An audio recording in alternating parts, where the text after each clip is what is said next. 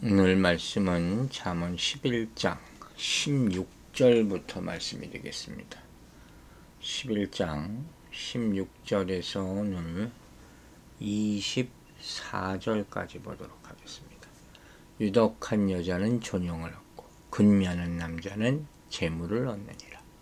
인자한 자는 자기의 영혼을 이롭게 하고 잔인한 자는 자기의 몸을 해롭게 하느니라. 악인의 삭은 허무하되 공의를 뿌린 자의 상은 확실하니라. 공의를 굳게 지키는 자는 생명에 이르고 악을 따르는 자는 사망에 이르느니라. 마음이 굽은 자는 여호와께 미움을 받아도 행위가 온전한 자는 그의 기뻐하심을 받느니라. 악인은 피차 손을 잡을지라도 벌을 면하지 못할 것이나 의인의 자손은 구원을 얻으리라. 아름다운 여인이 삼가지 아니하는 것은 마치 돼지 코의 금고리 같으니라. 의인의 소원은 오직 선하나 악인의 소망은 진노를 이루느니라. 흩어 구제하여도 더욱 부하게 되는 일이 있나니 과도히 아껴도 가난하게 될 뿐이니라. 본문을 읽으면서 다시 한번 느끼는 것은 이 잠언이 정말 귀한 말씀의 집합체구나. 어떻게 이렇게 한 절 한 절이 참 이렇게 좋은 말을 어디서 볼 수가 있는가. 정말 이대로 살면 세상이 어떻게 될까 생각해 보지 않을 수가 없습니다.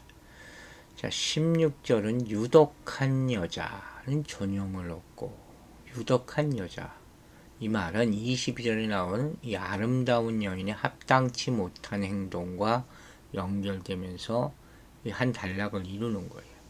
그런데 이 16절을 이해하기 위해서는 근면한 남자, 여기 나오잖아요. 이 사람이 누군가 정확하게 이해를 해야 돼요. 여기 나오는 근면한이라는 단어는 이 원래 의미는 폭력적이라는 거예요. 강압적인 그런 의미예요. 17절에서 인자한 자와 잔인한 자가 대조되지 않습니까? 이걸 볼 때 근면하다는 한글 해석보다는 힘을 사용해서 억압하는 자, 이렇게 해석하는 것이 사실 더 합당한 의미라고 볼 수 있죠. 어쨌든 이렇게 16절과 17절은 연약하지만 자비로운 여인과 무자비하고 폭력적인 남자의 삶을 이 근시적인 관점, 또 원시적인 관점, 이렇게 설명하는 거예요. 근시적으로 볼 때 폭력으로 얻는 외적인 부가 자비로운 삶의 열매인 내적인 종용보다 당연히 커 보일 수 있겠죠.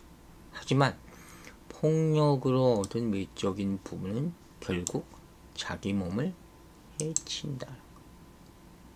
어떻게 생각하세요? 그러나 내적인 존용은 겉으로 드러나지는 않지만 영혼에 유익을 준다. 마침 우리 주일에 영혼에 대한 이야기를 했잖아요. 영혼이 있다는 것을 모르는 사람은 이런 생각을 절대로 할 수 없어요. 여러분의 인생에 영혼이 살찌는 인생이 되기를 기도합니다. 자, 18절 19절을 보면 악인과 공의, 공의와 악인이 대조되어 있어요. 대꾸죠. 18절이 일반적인 진술이라면 19절은 보다 구체적인 예를 들었어요. 공의로운 자와 악인의 인생의 결과, 대조한. 여러분 아시죠? 그 결과가 어떻겠습니까? 18절에서는 악인은 거짓된 소득을 만들지만 의를 뿌리는 자는 참된 보상을 얻는다는 뜻이에요. 자, 그렇다면 딱 떠오르는 비유가 하나 있어야 되죠. 바로 씨 뿌리는 자의 비유죠. 악인은 악의 씨를 뿌려 거짓된 열매를 거두는 거예요. 의의 씨를 뿌리는 자는 참된 열매를 맺는 거예요. 이게 진리란 말이에요. 악의 씨와 의의 씨. 우리가 뿌리는 씨가 의의 씨가 되기를 바랍니다. 그리고 19절에서 서로 다른 열매를 거둔 자들의 인생을 종말적으로 대조하는 거예요. 잠언은 정말 당장 어떻게 나타날 것을 우리에게 얘기해 준다니까요. 먼 추상적인 얘기가 아니라니까. 그래서 참된 열매를 얻는 자는 생명이 오르고 악을 쫓아 살면서 거짓된 소득을 얻는 자는 사망에 이른다. 심판이죠. 심판을 선포하는 것이죠. 그러므로 당연히 공의로운 삶을 살아야 한다 하고 설명하고 있는 거예요. 이렇게 성품과 인생에 관해서 인과응보적인 설명이 나오고 있어요. 그리고 20절부터 보면 이런 삶의 현상에 대해서 신학적인 해석을 덧붙이는 거예요. 그래서 이 안에서 심판의 근원이신 여호와 하나님이 계신다는 것을 보여주는 것이죠. 결국 하나님을 드러내려고 하는 거예요. 모든 지의 근본이 되기 때문에. 즉 이제까지 인간의 초점, 여기에 초점을 맞췄다면 행위에 20절 21절은 인간에 대한 그 행위에 대한 하나님의 반응, 결과죠. 하나님은 그냥 모른 체 하는 것 같지만 결코 모른 체 하지 않는다. 이 마음 보면서 20절에 재미있는 표현이 하나 있어요. 마음이 구분자가 또 나오죠. 우리 이미 배웠죠. 구분 길을 가는 자, 그죠? 마찬가지 얘기예요. 이 마음이 구분자는 모든 행동의 근원이라고 할 수 있는 마음이 하나님으로부터 벗어났다는 거예요. 그게 굽어 있는 거예요. 삐뚤어졌다. 그리고 당연히 마음이 굽어 있으니까 결정도 하나님의 뜻에서 벗어나겠죠. 왜 저 사람이 하나님을 믿지 못할까? 마음이 굽어 있기 때문이다. 결국 하나님의 심판을 받는 것이죠. 미움을 받는다고 표현했어요. 여기 여호와께 미움을 받아도. 여기서 미움이라는 것은 단순하게 미워한다는 의미가 아니라 혐오스럽다는 거예요. 반면에 온전한다 하는 것은 온전한 길을 걷는다는 것이죠. 여호와께서 정하신 길을 걷는 자. 우리가 길을 이리저리 만드는 게 아니에요. 정해진 길이 있잖아요. 예수 그리스도가 길이잖아요. 그 사람들은 결국 여호와의 기쁨이 될 것이다. 여러분, 우리 인생 살면서 이 말씀을 한번 적용해 봅시다.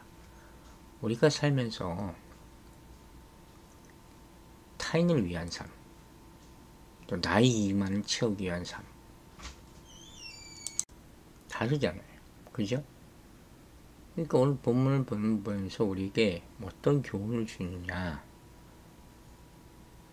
이익을 챙기기 위해서만 애쓰지 말라는 거예요. 다른 사람들 베풀기 위해서 좀 애를 써봐라. 그 얘기를 하고 싶은 거예요. 왜? 너그러운 사람이 존귀함을 얻는다고 말하고 있잖아요.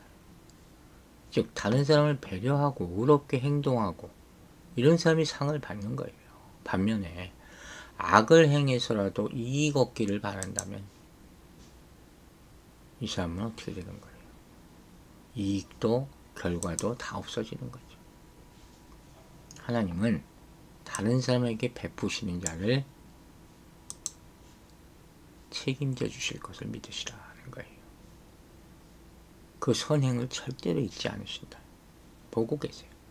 반면 자기 이속만 챙기는 사람은 얻은 이익도 쉽게 잃어버리고 하나님의 은혜도 얻지 못할 것이라는 거예요. 여러분 아시죠? 인생이라는 게 홀로 살아가는 것이 아니에요. 사람 인자는 뭐예요? 서로 의지하라는 한자 아닙니까? 기대 있잖아요. 이게 나 혼자 뭘 좀 잘 먹고 잘 살려고 인색하게 굴다가 인심을 잃어버리면 정말 중요한 것을 잃어버리게 되는 거예요. 어려운 사람을 돕기 위해서 자신의 재물과 수고를 들이는 것, 이건 절대 손해가 아니에요. 혹시 지금 삶이 어렵다고 해서 지나치게 이기적으로 내꺼 이러지 말라는 거예요. 그걸 돌아보라는 거예요. 그러니까 신학적으로 볼 때 성경이 말하는 건 뭐냐면 자기 스스로 자신의 것을 챙겨야지 손해보지 않는다. 그게 바로 하나님을 불신하는 거예요. 아시겠어요?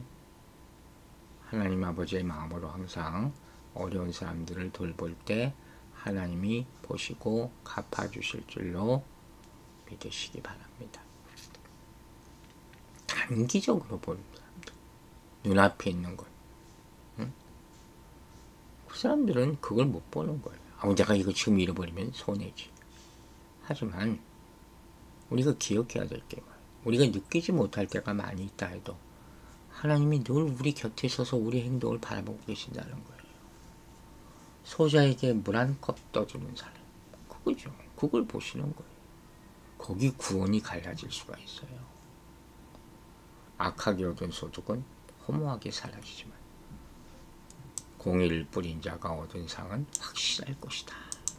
이게 오늘의 핵심이라고 볼 수 있죠.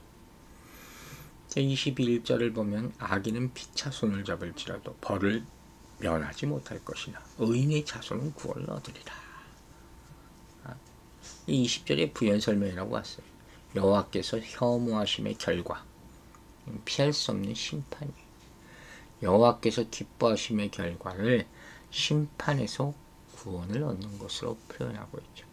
그래서 피차 손을 잡는다 하는 표현은 확실하다는 거예요. 분명하다. 즉 악인의 심판과 의인의 구원이 불변의 진리다는 거예요. 그 피차 손을 잡을지라도 벌을 면치 못할 것이다. 악인들끼리 손잡아서 뭐 좋은 일이 있겠습니까? 22절에 아름다운 년이 삼가지 아니하는 것은 마치 돼지코의 금고리 같으니라. 조금 이 내용과 좀 상관없는 것 같은 부분이 나왔죠. 그런데 이건 뭐냐면 16절과 연결된 말이에요. 유덕한 여자는 존영을 얻고, 그렇죠? 덕막 있는 여인과 아름다운 여인.